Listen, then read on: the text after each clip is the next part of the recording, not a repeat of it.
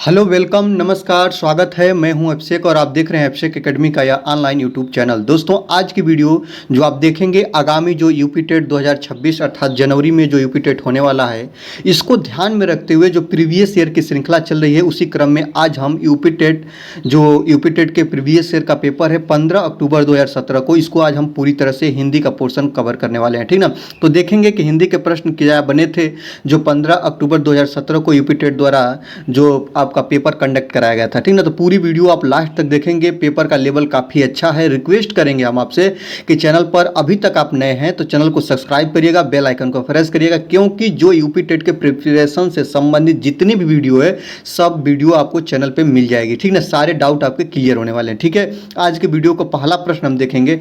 पहला प्रश्न क्या बना था, निम्नलिखित में से मौखिक अभिव्यक्ति का क्या रूप है, ठीक ना। तो शुद्ध वर्तनी है कि आपका सुलेख है, कि आपका श्रुतलेख है, कि आपका आशु भाषण है। याद रखिएगा, मौखिक अभिव्यक्ति का मतलब होता है बोलकर अपने विचारों को व्यक्त करना, ठीक ना। अब बोलकर अपने विचारों को व्यक्त करना ही क्या होता है, मौखिक अभिव्यक्ति होती है, ठीक है। मौखिक अभिव्यक्ति का जो रूप होता है वह क्या होता है, शुद्ध वर्तनी। याद रखिए, शुद्ध वर्तनी मौखिक जो अभिव्यक्ति उसका रूप नहीं है, इसमें बोलने जैसी बात कहा गई नहीं है, ठीक ना। सुलेख जो होता है, हम किसी लिखी गई चीज़ों को देखकर अपने हैंडराइटिंग को ठीक करने के लिए सुलेख का प्रयोग करते हैं, ठीक ना। श्रुतलेख जो होता है, सुनकर लिखना जो होता है उसे हम श्रुत लेख कहते हैं, और देखकर लिखना जो होता है उसको हम सुलेख कहते हैं। आशु भाषण वह होता है ना जिसमें हम किसी भी विषय पर अपने विचारों को व्यक्त करते हैं, वो भी बोलकर। क्या दोस्तों, बोलकर। आशु भाषण मौखिक अभिव्यक्ति का वह रूप होता है जिसमें हम आशु भाषण का वह तरीका है जिसमें जो भाषणकर्ता को भाषण से पूर्व किसी विषय को बताया जाता है और उस पर वह क्या करता है, अपने अभिव्यक्ति दर्ज करता है। ऑप्शन नंबर डी आपका बिल्कुल सही हो जाएगा, ठीक है। तो जो अभिव्यक्ति मतलब बोलकर मौखिक अभिव्यक्ति दर्ज करने का जो रूप है वह आशु भाषण है। ऑप्शन नंबर डी आपका बिल्कुल करेक्ट आंसर हो जाएगा। इस बात को ध्यान रखेंगे। आगे देखते हैं। अगला है कि हिंदी भाषा में कितनी बोलियां बोली जाती है, ठीक ना। तो मुख्य रूप से याद रखिएगा, जो हिंदी भाषा की बोलियां 18 हैं कि 15 हैं कि 25 हैं कि 22 हैं, यही आपको बताना है। तो हिंदी भाषा में कुल 18 बोलियां हैं। क्या है दोस्तों, 18 बोलियों को मान्यता दिया गया है। इस बात को याद रखेंगे। ऑप्शन नंबर ए आपका बिल्कुल सही हो जाएगा। और अलग अलग देश में, अलग अलग राज्यों में और अलग अलग जगहों पर या अलग अलग देश में तो हिंदी भाषा में जो उसकी उपभाषाएँ हैं, जैसे आपका भोजपुरी हो गया, अवधी हो गया, ठीक ना, ब्रज हो गया, ये सभी जैसे आप लोगों का मालवी, मेवाती, मारवाड़ी, कुमाऊनी, गढ़वाली, ब्रज भाषा, खड़ी बोली, बुंदेलखंडी, कन्नौजी, बांगरू, ये सभी तमाम रूप हैं जो हिंदी भाषा की 18 बोलियों का एक स्वरूप है। इसको ध्यान रखेंगे। या अलग अलग जगहों पर भी बोली जाती है, इसको आप ध्यान रखेंगे, देश में भी और देश से बाहर भी, ठीक ना। इसको ध्यान रखेंगे। आगे देखते हैं, भारतेंदु युग में निकलने वाली पत्रिका युग्म कौन सी है, यही आपको बताना है कि भारतेंदु युग में निकलने वाली जो पत्रिका का युग्म क्या है। कवि वचन सुधा और हिंदी प्रदीप जो थी वह आपका भारतेंदु युग में प्रकाशित हुई, कि सरस्वती माधुरी हुई, कि कल्पना ज्ञानोदय हुई, कि नवनीत कदम्बिनी हुई। आपको बताना है कि भारतेंदु युग में निकलने वाली पत्रिका का युग्म कौन सही है दोस्तों, यही बताना है दोस्तों। तो याद रखिएगा, मैं आपको बता दूं, कवि वचन सुधा और हिंदी प्रदीप। याद रखेंगे, कवि वचन सुधा भी जो रचना है वह भारतेंदु युग की है और हिंदी प्रदीप भी रचना है जो कि कब की है, तो भारतेंदु युग की है। इस बात को याद रखेंगे, ठीक ना। आपको बता दें, कवि वचन सुधा जो है याद रखेंगे 1968 में। कब दोस्तों, कवि वचन सुधा का जो संपादन है 1968 में किन्होंने किया, हरिश्चंद्र, भारतेंदु हरिश्चंद्र ने किया था। किसने किया था, तो भारतेंदु हरिश्चंद्र ने किया था। वही आपको बता दें, हिंदी प्रदीप जो एक मासिक पत्रिका है, इसका प्रवचन, इसका जो प्रकाशन था हिंदी प्रदीप का 1877 में किसने किया, बालकृष्ण भट्ट ने किया था। कब किया था दोस्तों, बालकृष्ण भट्ट ने किया था 1877 में हिंदी प्रदीप की।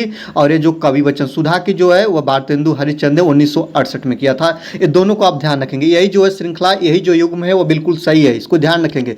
आगे देखते हैं, तद्भव पत्रिका के संपादक का नाम बताना है। तद्भव पत्रिका के संपादक कौन है, लीलाधर जंगुड़ी हैं, कि विश्वनाथ प्रसाद तिवारी हैं, कि हरे प्रकाश उपाध्याय हैं, कि आपका अखिलेश हैं, यही आपको बताना है। तो जो तद्भव पत्रिका के संपादक हैं वह अखिलेश जी थे। कौन थे दोस्तों, अखिलेश जी थे। यह लखनऊ से प्रकाशित होने वाली क्या थी दोस्तों, पत्रिका थी, इसको ध्यान रखेंगे। कौन है दोस्तों, अखिलेश जी हैं। और यह कहाँ से प्रकाशित होती थी, लखनऊ से होती थी, इसको याद रखेंगे। तद्भव पत्रिका, इसको आप लोग ध्यान रखेंगे, ठीक है। लखनऊ से प्रकाशित होने वाली ये पत्रिका थी। आगे देखते हैं कि 12 वर्षों लव कुकर जीवे और 13 वर्षों लव होशियार, यह पंक्ति किसकी है, यही आपको बताना है। तो 12 वर्षों लव कुकर जीवे, कुकुर जीवे और 13 वर्षों लव होशियार, यह पंक्ति किसकी है, विद्यापति की है कि नरपति नाल की है कि चंद्रवरदाई की है कि आपकी जगनिक की है, यही बताना है दोस्तों। तो यह पंक्ति किसकी है, तो जगनिक की है, इसको याद रखेंगे, ठीक ना। यह पंक्ति जगनिक कृत परमाल रासों, जो परमाल रासों की रचना जगनिक द्वारा किया गया है, उसमें इसका वर्णन है परमाल रासों में, इसको आप लोग ध्यान रखेंगे। तो किसकी यह रचना हो गई, जगनिक की हो गई। ऑप्शन नंबर डी आपका बिल्कुल करेक्ट आंसर हो जाएगा। आगे देखते हैं, निम्नलिखित में से किस देश में हिंदी भाषा का प्रयोग लिखने व बोलने में किया जाता है, बहुत इंपॉर्टेंट है, इसको याद रखिएगा। तो वह ऑस्ट्रेलिया है कि आपका पाकिस्तान है कि दक्षिण अमेरिका है कि आपका मॉरिशस है, याद रखिएगा। मॉरिशस देश में हिंदी भाषा का प्रयोग लिखने एवं बोलने में किया जाता है। अंग्रेजी वहाँ की राजभाषा है और मॉरिशस में हिंदी का इतिहास 150 पुराना है, याद रखेंगे। वहाँ की साहित्यिक हो गई, पत्रकारिता हो गया, दूरदर्शन, रेडियो, शिक्षण हो गया, माध्यम इत्यादि में हिंदी भाषा को अपनाकर मॉरिशस ने हिंदी भाषा का खूब विकास किया है, ये बात याद रखेंगे। वहाँ की पत्रिकाएं, लेखन और सारी चीज़ जो होती है ना, वह हिंदी भाषा में ही होती है। ऑप्शन नंबर डी आपका बिल्कुल करेक्ट आंसर हो जाएगा, इसको ध्यान रखेंगे। आगे देखते हैं, सूर सागर किस भाषा की रचना है, यही बताना है दोस्तों। जो सूर सागर है वह किस भाषा की रचना है। जो सूर सागर है ना, आपको पता है कि अवधी की है कि बुंदेलखंडी की है कि ब्रज की है कि आपका छत्तीसगढ़ी की है। तो आप इसको देखेंगे, जो सूर सागर है वह ब्रज भाषा में लिखी गई है। ऑप्शन नंबर सी आपका बिल्कुल बिल्कुल करेक्ट आंसर हो जाएगा। अगर सूर सागर की बात करें तो सूर सागर को आप अगर इस भाव में देखेंगे तो अवधी में लिखी गई है, तुलसी द्वारा रचित चरितमानस की भाषा भी है, और ऐसा प्रसिद्ध कहा जाता है कि ब्रज भाषा कृष्ण काव्य की तथा अवधी भाषा राम काव्य की प्रमुख भाषा है। इस बात को ध्यान रखेंगे। तो सूर सागर ब्रज भाषा की रचना है, इसको याद रखेंगे, ठीक है।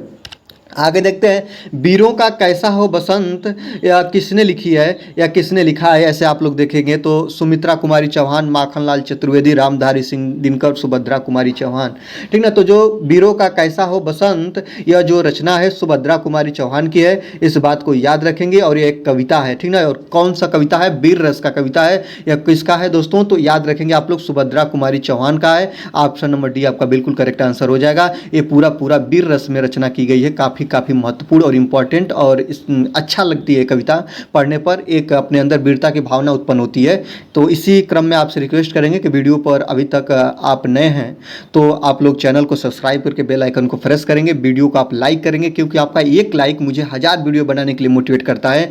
और लाइक जब मिलता है तो दिल से अनुभूति होती है कि नहीं, आपके सामने और भी वीडियो पेश किया जाए। तो आज की वीडियो को आप जरूर से जरूर लाइक कर लीजिए दोस्तों। आगे देखते हैं, निम्नलिखित में से कौन सी व्याकरण और वर्तनी शुद्ध भाषा कहलाती है, यही आपको बताना है। कि जो शुद्ध भाषा व्याकरण और वर्तनी की कही जाती है वह साहित्यिक भाषा होती है कि आपका व्याकरणी भाषा होती है कि आपका प्रांजल भाषा होती है कि आपकी मानक भाषा होती है। तो मानक भाषा का आदर्श रूप होती है, यह पूर्णतः परिष्कृत और शुद्ध व्याकरण सम्मत भाषा होती है, इसलिए आप लोग ध्यान रखेंगे। ऑप्शन नंबर डी आपका बिल्कुल करेक्ट हो जाएगा। आगे देखते हैं, निम्नलिखित में से कौन सा रासो अल्लाह खंड के नाम से प्रसिद्ध है, ये आपको बताना है दोस्तों। तो कौन सा ऐसा रासो है जो कि अल्लाह खंड नाम से प्रसिद्ध है, तो याद रखिएगा, पृथ्वीराज रासो है कि परमाल रासो है कि खुमार रासो है कि बिसलदेव रासो है, ठीक ना। तो याद रखिएगा, यह जो है क्या दोस्तों, परमाल रासो है। ऑप्शन नंबर बी आपका बिल्कुल सही हो जाएगा। पूरी रचना वीर रस के इर्द गिर्द है, ये बात को याद रखेंगे, ठीक ना। और ये आला खंड का एक प्रसिद्ध भाग भी है, इसको आप लोग ध्यान रखेंगे ना। इसके रचयिता की बात करें तो दलपति विजय और बिसलदेव रासो दोनों इसके रचयिता हैं, दोनों को आप लोग ध्यान भी रखेंगे, ठीक है। आगे देखते हैं, घुमक्कड़ जो एक शब्द है, घुमक्कड़ शब्द में कौन सा प्रत्यय है, व्याकरण का है, याद रखेंगे। घूम में अक्कड़ शब्द जुड़ा है तो यही होता है घुमक्कड़। और जो आपको पता है दोस्तों, यही है दोस्तों, आपको पता है कि जो आपका उपसर्ग होता है पहले लगता है और प्रत्यय जो होता है वह बाद में लगता है। तो इसमें कौन सा प्रत्यय होगा, अक्कड़ प्रत्यय होगा। ऑप्शन नंबर ए आपका बिल्कुल सही हो जाएगा। आगे देखते हैं, महावीर स्वामी का जन्म कहाँ हुआ था। महावीर स्वामी का जन्म पावापुरी की, वैशाली की, कुशीनगर की, आपका परसौली, कहाँ पे हुआ था दोस्तों, तो याद रखिएगा, महावीर स्वामी का जन्म वैशाली में हुआ था। याद रखेंगे, पावा में उन्होंने शरीर का त्याग किया था। दोनों को ध्यान ध्यान रखेंगे। इनका जन्म वैशाली में हुआ और शरीर का त्याग अर्थात मृत्यु को प्राप्त उन्होंने पावा में किया था। इस बात को याद रखेंगे। ऑप्शन नंबर ए आपका बिल्कुल बिल्कुल करेक्ट आंसर हो जाएगा।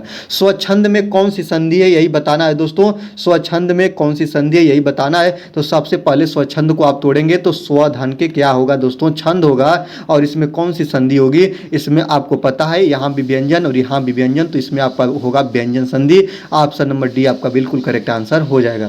आगे देखते हैं, महात्मा बुद्ध ने जब बुद्धत्व प्राप्त किया तब उनकी अवस्था कितनी थी, 12 वर्ष, 35 वर्ष, 45 वर्ष और 80 वर्ष। तो याद रखिएगा कि महात्मा बुद्ध ने जब बुद्धत्व को प्राप्त किया तब उनकी अवस्था थी 35 वर्ष। ऑप्शन नंबर बी आपका बिल्कुल करेक्ट आंसर हो जाएगा। ये जो है यह एक लेख दे दिया जाता है और लेख से कहा जाता है कि इसमें से छांट के आप लिखिए और इससे ही ये प्रश्न बनता है कि महात्मा बुद्ध ने जब बुद्धत्व को प्राप्त किया तब उनकी अवस्था 35 वर्ष की थी। इसको ध्यान रखेंगे। ऑप्शन नंबर बी आपका बिल्कुल करेक्ट आंसर हो जाएगा। आगे देखते हैं, श्रुति धर्म का क्या अर्थ है यही आप बताइएगा दोस्तों। तो याद रखिएगा, श्रुति धर्म का जो अर्थ है जैन धर्म है कि बौद्ध धर्म है कि मुस्लिम धर्म है कि वैदिक धर्म है। तो याद रखिएगा श्रुति धर्म का जो अर्थ होता है ना वो आपका होता है वैदिक धर्म। ऑप्शन नंबर डी आपका बिल्कुल करेक्ट आंसर हो जाएगा। इसको आप लोग ध्यान रखेंगे। आगे देखते हैं, निमिष शब्द का पर्याय क्या है आप बताएंगे दोस्तों कि जो निमिष शब्द है उसका पर्याय क्या है, प्रकाश है कि छिद्र है कि पूर्ण है कि क्षण है, ये आप बताइएगा दोस्तों। तो जो निमिष शब्द का क्षण या पल का पर्याय होता है जो अल्पज्ञ समय का घोतक होता है, ये बात को आप ध्यान रखिएगा। और जो निमिष शब्द का पर्याय है वो क्षण है। ऑप्शन नंबर डी आपका बिल्कुल बिल्कुल करेक्ट आंसर हो जाएगा। इसको ध्यान रखेंगे। आगे देखेंगे, मुझसे उठा नहीं गया वाक्य में वाच्य है कौन सा वाक्य है, कृत्यवाच्य है कि आपका भाववाच्य है कि आपका कर्मवाच्य है कि वाक्य में भाववाच्य है या भाववाच्य है। याद रखेंगे ऐसे दोस्तों, यह जो ऑप्शन है ना उपयुक्त में से कोई नहीं ऐसा है दोस्तों, यह मिस प्रिंट है या मिस टाइप है, कोई नहीं, ठीक ना, इसमें से कोई नहीं, ठीक ना। तो इस मुझसे उठा नहीं गया इसमें क्या है दोस्तों, इसमें अपनी भावनाएं प्रकट किया जा रहा है कर्ता द्वारा, तो इसमें भाववाच्य है। ऑप्शन नंबर बी आपका बिल्कुल करेक्ट आंसर हो जाएगा। आगे देखते हैं, जिसकी पूर्व से कोई आशा न हो उसे हम क्या बोलते हैं। तो याद रखेंगे, प्रत्याशा बोलते कि अप्रत्याशित बोलते कि अपरिमेय बोलते कि अनाहुत बोलते, यही आपको बताना है दोस्तों। तो जिसकी पूर्व से कोई आशा न हो उसको हम क्या बोलते हैं, उसको हम बोलते हैं अप्रत्याशित। क्या बोलते हैं दोस्तों, अप्रत्याशित बोलते हैं। ऑप्शन नंबर बी आपका बिल्कुल बिल्कुल सही आंसर हो जाएगा, ठीक है। आगे देखेंगे, अगर प्रत्याशा की बात करें तो प्रत्याशा का क्या मतलब होता है, जिसकी कोई आशा न हो, ठीक ना, जिसकी कोई आशा न हो उसको हम प्रत्याशा बोलते हैं। अपरिमेय किसे बोलते हैं, तो जिसका माप न संभव हो उसे हम अपरिमेय बोलते हैं। अनाहुत किसे बोलते हैं, तो जो बिना बुलाए आया हो उसे हम लोग क्या बोलते हैं, अनाहुत बोलते हैं। ऑप्शन नंबर बी आपका बिल्कुल करेक्ट आंसर हो जाएगा। गोधूम शब्द का तद्भव क्या होगा, याद रखेंगे, गोधूम शब्द का जो तद्भव होता है दोस्तों, याद रखेंगे यह गेहूं का तत्सम शब्द है, याद रखेंगे। ऑप्शन नंबर ए आपका बिल्कुल बिल्कुल सही हो जाएगा। इसको याद रखेंगे, ठीक ना, इस बात को ध्यान रखेंगे। चलिए आगे देखते हैं, निष्कपट शब्द का संधि विच्छेद क्या होगा। तो याद रखिएगा, निष्कपट का जो शब्द होता है, कहीं भी आपको आधे ये शब्द लिखे ना तो वहाँ पे आपका क्या होता है दोस्तों, अह का मात्रा लगता है, जिसको आप लोग कहते हो। इसको जब आप संधि विच्छेद करिएगा तो नि धन के कपट में टूट जाएगा, नि धन के कपट में टूट जाएगा। और इसमें संधि आ जाएगी, कौन सी संधि आ जाएगी दोस्तों, इसमें जो संधि आएगी आपका विसर्ग संधि आएगी, क्योंकि इसमें विसर्ग शब्द लगा है। ये याद रखेंगे, जहाँ कहीं भी ऐसे लगे ना उसको आप लोग बोलिएगा विसर्ग संधि। और ऑप्शन नंबर ए आपका बिल्कुल करेक्ट आंसर हो जाएगा। आगे देखते हैं, निम्न में से किस शब्द की वर्तनी सही है। आपको लिखना क्या है, अनुगृहित। क्या लिखना है दोस्तों, अनुगृहित लिखना है। और सबसे पहले आपको कहीं भी आपको ऐसे लिखने के लिए आ जाए ना कि शुद्ध वर्तनी छाटिए, तो आप क्या करिएगा, सबसे पहले आप लिखिएगा, क्योंकि ऑप्शन देखने पर बच्चा भ्रमित होता है और आप भ्रमित हो जाते हैं। और भ्रमित हो जाने के बाद आप जानकारी की चीज़ों को नहीं कर पाते हैं। तो अनुगृहित ऐसे लिखा जाता है। जो ऑप्शन नंबर ए आपका गलत है, यहाँ पे देखेंगे यही आपका ऑप्शन सही है। ऑप्शन नंबर बी आपका बिल्कुल बिल्कुल करेक्ट आंसर हो जाएगा। अपेक्षा का विशेषण रूप क्या है, यही आपको बताना है दोस्तों कि अपेक्षा का जो विशेषण रूप होता है वह क्या होता है। तो इसका जो अपेक्षण रूप होता है, सापेक्ष होता कि अपेक्षा होता कि निरपेक्ष होता कि आपका अपेक्षित होता। तो याद रखेंगे, अपेक्षा का विशेषण रूप क्या होता है, अपेक्षित होता है। ऑप्शन नंबर डी आपका बिल्कुल करेक्ट आंसर हो जाएगा। स ध्वनि का उच्चारण स्थान क्या है, आपको बताना है दोस्तों। देखिएगा, मैं बता दूं, यह उष्म या संघर्षित ध्वनि के नाम से जानी जाती हैं। 4 ध्वनियाँ होती हैं, स और ए वाला स और इसके बाद ह। ये सभी दोस्तों, ये 4 आपको उष्म या संघर्षित ध्वनियों का नाम, इन्हें हम जानते हैं। और स ध्वनि का उच्चारण स्थान दंत है कि मूर्ध है कि तालु है कि दंतालु है, यही आपको बताना है। तो याद रखिएगा, जो स ध्वनि का उच्चारण स्थान होता है वो क्या होता है दोस्तों, ऑप्शन नंबर सी आपका बिल्कुल सही हो जाएगा, तालु होता है। इसको आप लोग ध्यान रखेंगे, ठीक ना। तो स का आपका क्या होता है, तालु होता है, इस बात को आप ध्यान रखेंगे। आगे देखते हैं, अत्यंत शब्द में उपयुक्त उपसर्ग बताना है दोस्तों कि उपसर्ग क्या है, इसमें यही बताएंगे।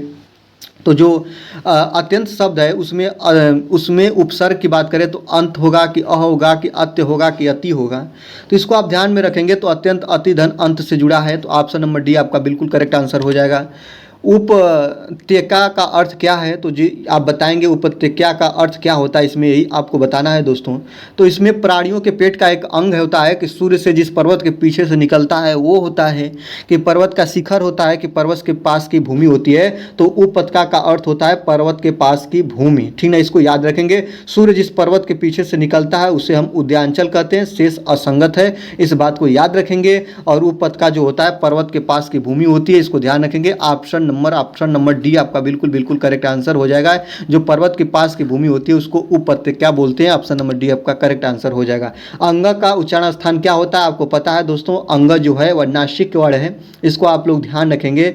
और नासिक वर्ण जो होते हैं इनके उच्चारण में श्वास आयु नासिका से होकर निकलती है, आप इसको ध्यान रखेंगे। तो इसका उच्चारण स्थान नासिक है, ऑप्शन नंबर ए आपका बिल्कुल करेक्ट आंसर हो जाएगा, ठीक है ना, इस बात को याद रखेंगे। ऑप्शन नंबर ए को आप सही मानेंगे, ठीक है।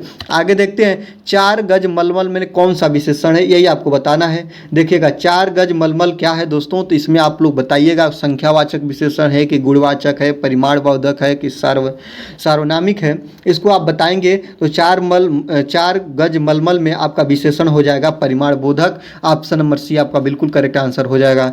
आगे देखते हैं, सीसा का तत्सम रूप क्या है, ये आपको बताना है। तो सीसा का तत्सम रूप सीसा है कि शीर्ष है कि सिरा है कि शीर्षक है, याद रखिएगा। तो सीसा का तत्सम रूप की बात करें तो सीसा का तत्सम रूप होता है शीर्ष, ऑप्शन नंबर बी आपका बिल्कुल करेक्ट आंसर हो जाएगा।